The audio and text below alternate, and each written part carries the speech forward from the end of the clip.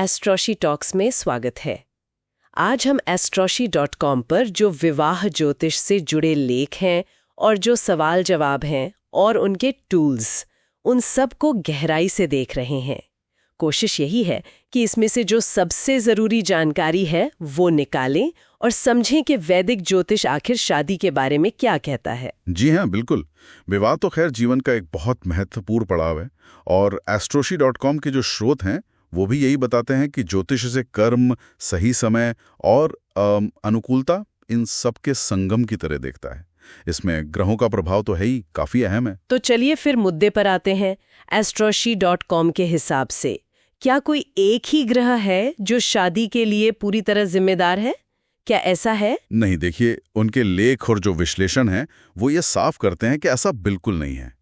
विवाह का फैसला जो है वो कई ग्रहों और कुंडली के जो भाव होते हैं उनके मिले जुले हार पर निर्भर करता है। कोई एक अकेला मैरिज प्लैनेट जैसा कुछ नहीं होता। अच्छा, ये तो दिलचस्प बात है। तो फिर अगर पुरुषों की बात करें तो उनके लिए कौन सा ग्रह सबसे ज्यादा मायने रखता है?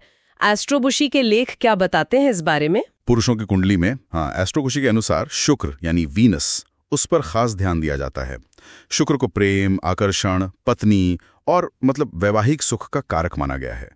उनके लेखों में ये बात काफी उभर कर आती है कि अगर शुक्र मजबूत है, शुभ है, तो ये अच्छे वैवाहिक जीवन का संकेत देता है।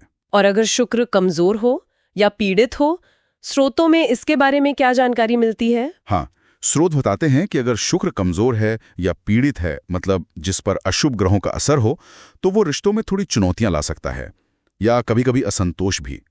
लेकिन हाँ, ये सिर्फ एक पहलू है, पूरी कहानी नहीं। ठीक है, ये हुई पुरुषों की बात। अब महिलाओं के लिए astrology.com महिलाओं के लिए किस ग्रह पर ज्यादा जोर देता है? महिलाओं के लिए बृहस्पति, गुरु, जुपिटर।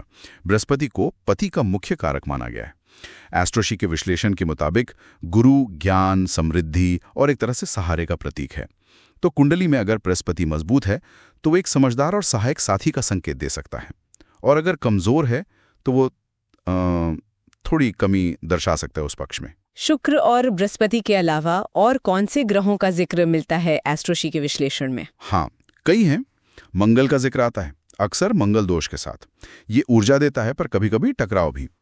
शनि का जिक्र है। शनि अक्सर देरी से जोड़ा जाता है पर वो स्थायित्व भी लाता है। चंद्रमा भी है, भावनात्मक जुड़ाव के लिए जरूरी।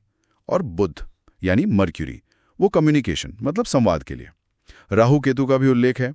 ये कई बार थोड़े अप्रत्याशित या कार्मिक विवाहों से जुड़े होते हैं। एस्ट्रोशी के लेख इसी बात पर जोर देते हैं कि इन सब का मिला जुला असर देखना होता है। सही कहा। और कुंडली के भावों का क्या, हाउसेस? astrology.com के हिसाब से कौन से भाव शादी के लिए सबसे अहम है? इसमें मुख्य तो है 7वां भाव, 7th हाउस। एस्ट्रोशी के जितने भी विश्लेषण हैं सब में इसे विवाह, साझेदारी और जीवन साथी का मुख्य घर बताया गया है। इसके अलावा दूसरा भाव भी देखा जाता है परिवार और मूल्यों के लिए। 8वां भाव भी है गहरे संबंध, बदलाव, और कभी कभी 5वां भाव जो प्रेम संबंधों का है, और 11वां भाव इच्छा पूर्ति का, ये भी महत्वपूर्ण हो जाते हैं। इन भावों में कौन से ग्रह बैठे हैं, उन पर किन ग्रहों की दृष्टि है, ये सब बहुत मायने रखता है।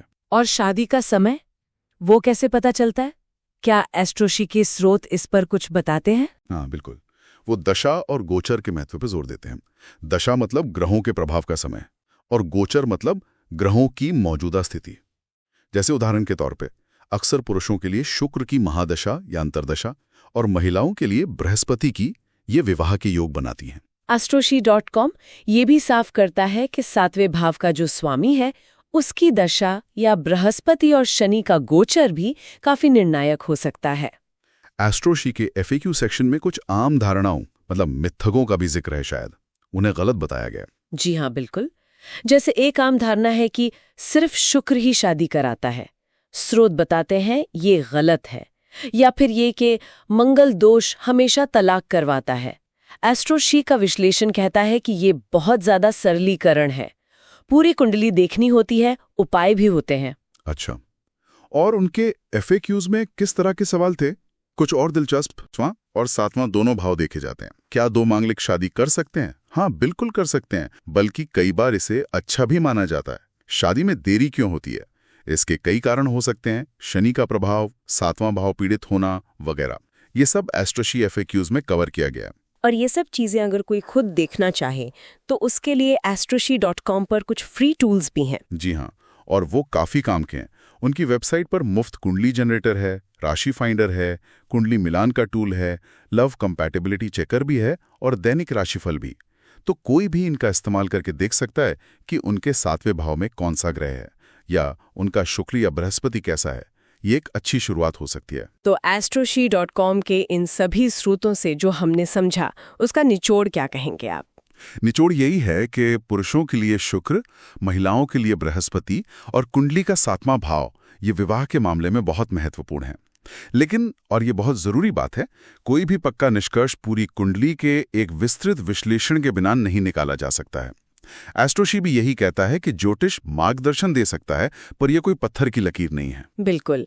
आखिर में तो व्यक्तिगत प्रयास, आपसी समझ और धैर्य, यही सब काम आता है किसी भी रिश्ते में। सही कहा आपने, और शायद यही सबसे बड़ी सीख है। ज्योतिषीय योग अपनी जगह है, लेकिन रिश्ते को निभाना तो हमारी अपनी जिम्मेदारी है। तो हम अपने श्रोताओं से कहेंगे कि आपके जो भी अनुभव या सवाल हों वो कमेंट्स में ज़रूर साझा करें।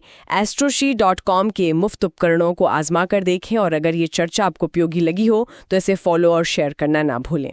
और हाँ, हमें ये भी बताएं कि आप आगे किन विषयों पर सुनना चाहेंगे। शायद प्रेम विवाह के योग या तलाक के योग या कुछ और। आज के लिए शायद सोचने वाली बात यही है कि हम ज्योतिष से मिली जानकारी का इस्तेमाल अपने जीवन को बेहतर बनाने के लिए कैसे कर सकते हैं, सिर्फ भविष्य जानने के लिए नहीं।